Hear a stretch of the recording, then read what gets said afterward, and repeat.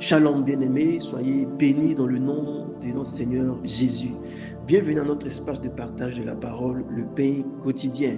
Je suis Pasteur Steve et c'est une grâce pour moi de vous retrouver ce matin. Je prie que vous soyez visités d'une grâce excellente en ce début de semaine et surtout que la grande grâce soit le partage de tous au nom de Jésus. En ce premier mois donc de l'année, notre thème c'est la grande grâce. Et le thème que nous abordons cette semaine est la grâce incorruptible. Aujourd'hui, nous voulons parler de renoncer à l'impiété.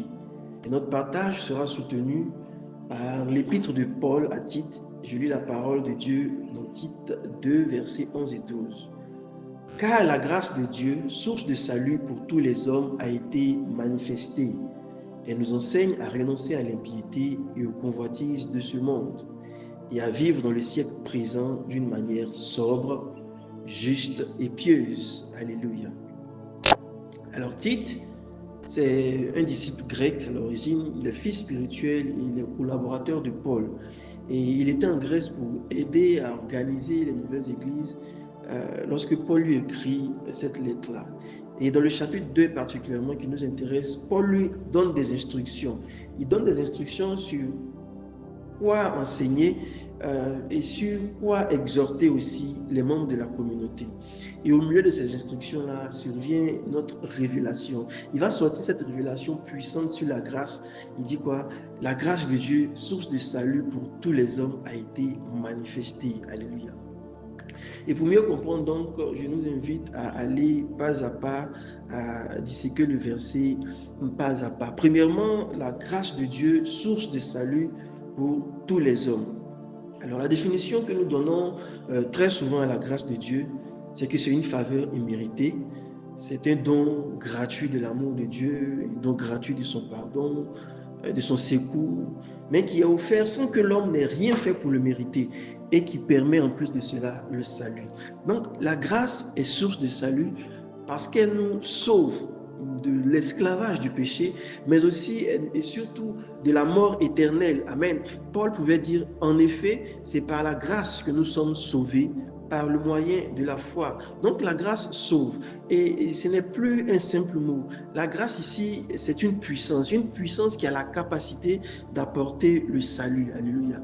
Donc sans elle, par exemple, il n'y a pas de vie nouvelle. Sans elle, il n'y a pas de relation avec Dieu. Amen.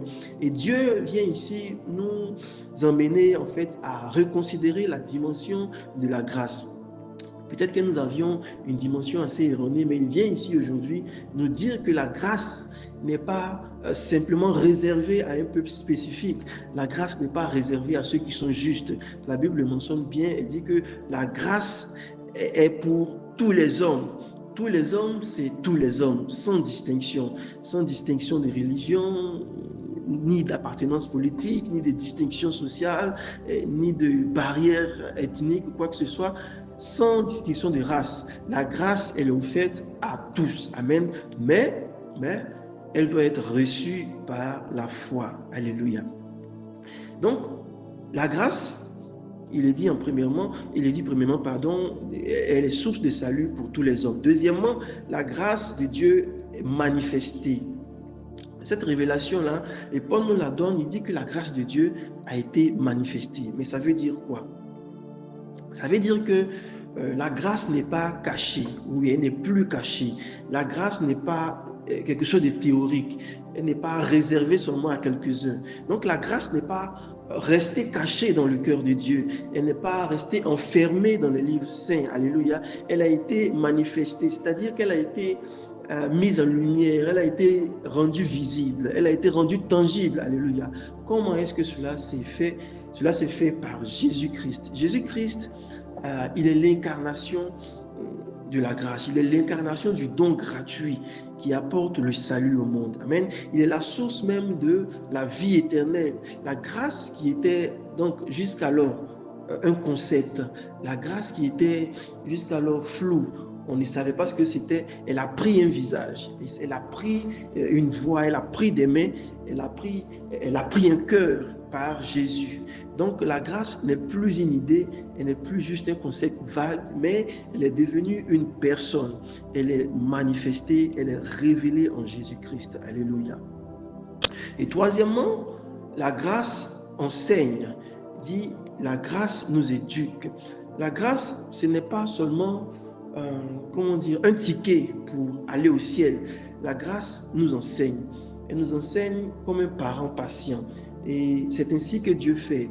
Il nous instruit. À travers la grâce, il nous instruit par sa parole. À travers la grâce, il nous instruit par son esprit.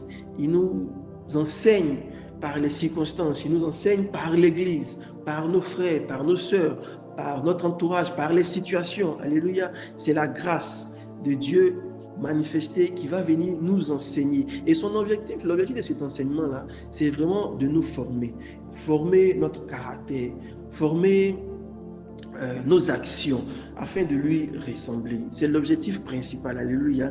Et cette éducation, comment on va appeler, l'éducation divine en fait, est une éducation qui est progressive.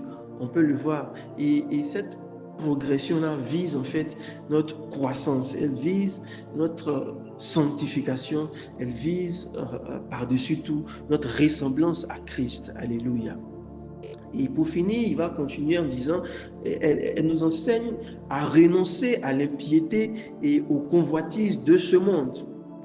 La grâce nous apprend d'abord donc à renoncer. Alléluia. C'est vrai qu'elle nous donne le salut, elle nous fait des dons, mais elle nous apprend aussi à renoncer. Et le renoncement ici, c'est quoi? C'est abandonner en fait ses projets, abandonner ses désirs, abandonner ses habitudes, abandonner même son identité. Pourquoi? Pour permettre à Dieu en fait de diriger sa vie. Et il parle de l'impiété. Il dit l'impiété qui est le contraire de la piété, c'est vraiment tout ce qui nous éloigne de Dieu. L'impiété, c'est tous les actes ou les comportements qui déplaisent à Dieu, tels que, on va dire, l'incrédulité, l'indifférence, l'idolâtrie sous toutes ses formes, etc. Alléluia. Donc, c'est un manque, en fait, de respect, un manque d'honneur, un manque d'égard ou un manque de dévotion en fait envers les choses de Dieu et envers Dieu lui-même. Amen. Donc renoncer à l'impiété donc signifie rejeter fermement le péché, rejeter les idoles, rejeter toutes ces choses qui nous éloignent de Dieu. Pour faire quoi? Rejeter ces choses pour adopter un mode de vie qui est radical, un mode de vie qui est pur. Renoncer à l'impiété, c'est se détourner concrètement des actions, se détourner de tous ces désirs-là qui ne sont pas alignés avec la volonté de Dieu. Alléluia.